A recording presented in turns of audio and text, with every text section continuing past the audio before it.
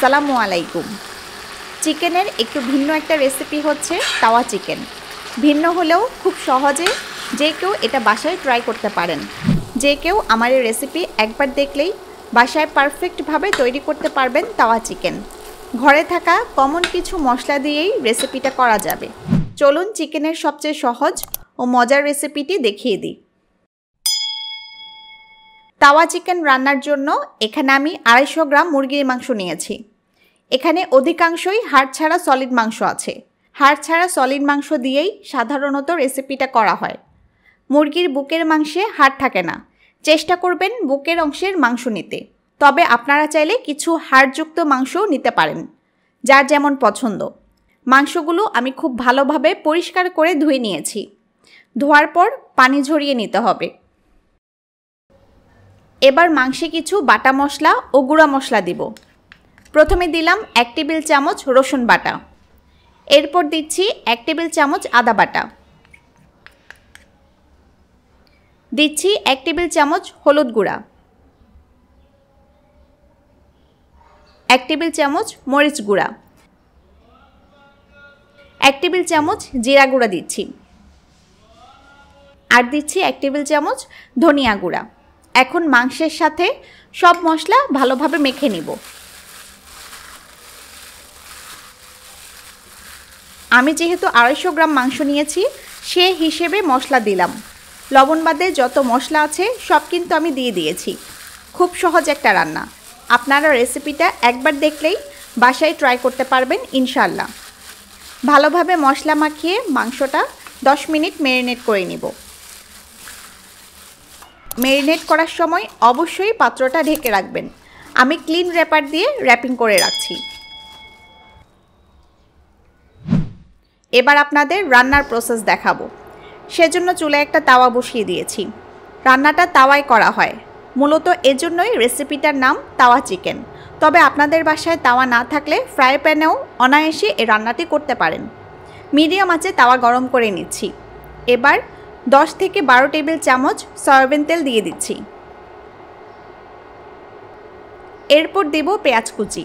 আমি 3টা মাঝারি সাইজের পেঁয়াজ এভাবে ছোট কুচি করে কেটে নিয়েছি। পেঁয়াজ দিয়ে নেড়ে নেড়ে কিছুক্ষণ ভেজে নিব।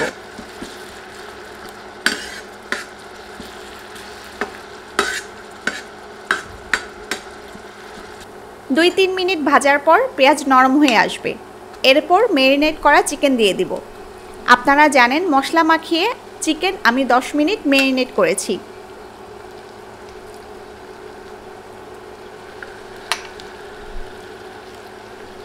সবগুলো চিকেন পিস দিয়ে লবণ দিচ্ছি। 1 টেবিল চামচ লবণ দিয়ে দিলাম। এখন নেড়ে নেড়ে চিকেন তেলে ভেজে নিব। চুলার আঁচ মিডিয়ামে থাকবে। চিকেনের অন্যান্য রান্নার চাইতে এই রান্নাটা একটু ভিন্ন, তবে এই রান্নাটা অনেক সহজ।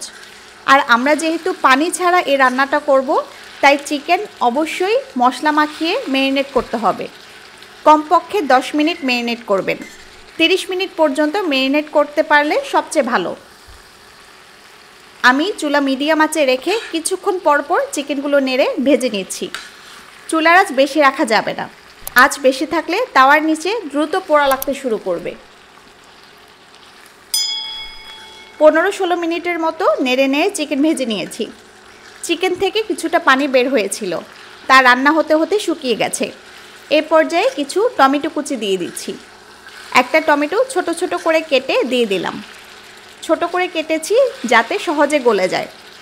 টমেটো গলে যে পানি বের হবে তা দিয়ে আরও কিছুক্ষণ চিকেন ভেজে নিব। এছাড়া টমেটো দেওয়ার ফলে একটা গ্রেভি ভাব আসবে এবং চিকেনের টেস্ট অনেক বাড়বে। মিডিয়াম আঁচে নেড়ে নেড়ে আরও কিছুক্ষণ রান্না করব। টমেটো দিয়ে আরও 5-6 মিনিট রান্না করলাম। চিকেন প্রায় সেদ্ধ হয়ে এসেছে। রান্নার এ পর্যায়ে দিচ্ছি বাটার। 2 চা চামচ বাটার দিচ্ছি। বাটার একেবারে অপশনাল, তবে এটা দিলে রান্নার স্বাদ যেমন বাড়বে, ফ্লেভারও চমৎকার আসবে। বাটার দিয়ে নেড়ে মিশিয়ে দিচ্ছি।